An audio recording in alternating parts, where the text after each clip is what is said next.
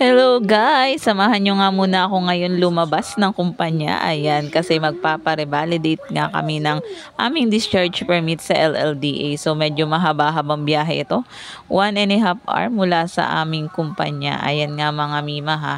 Siyempre bago kami umalis, kailangan naka-ready na lahat ng dokumento na gagamitin or ipare-receive namin para ma-approve ang aming revalidation. Siyempre pa, tamang sound trip nga kami para hindi naman nakakaantok itong mahabang biyahe na to.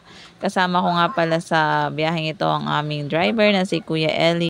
At syempre sumabay na rin sa amin tong si Kuya Morbs kasi may bibilhin daw siya sa Maynila. Ayan nga, habang papalapit na nga kami, medyo kinakabahan na ang person. First time kong haharap sa mga gantong ahensya. First time kong mag-a-apply ng ganito. Sana naman walang maging aberya. Ayan na nga, waiting na kami sa assessment. Uy, thanks God. Pasado sa assessment. Ayan, nagpa-process na lang kami ng payment.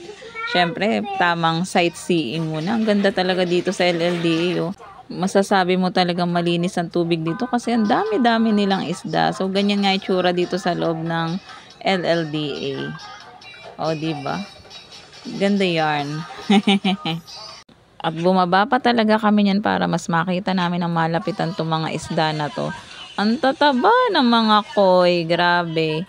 May kasama pang tilapia. Mga oras na yan nga ay naghahanda na kami para sa aming susunod na destinasyon. Medyo sad nga lang ako kasi akala ko mag-i-issue sila ng certificate. Yun pala, tatatakan lang yung original copy namin. Kaso hindi ko nadala. OMG!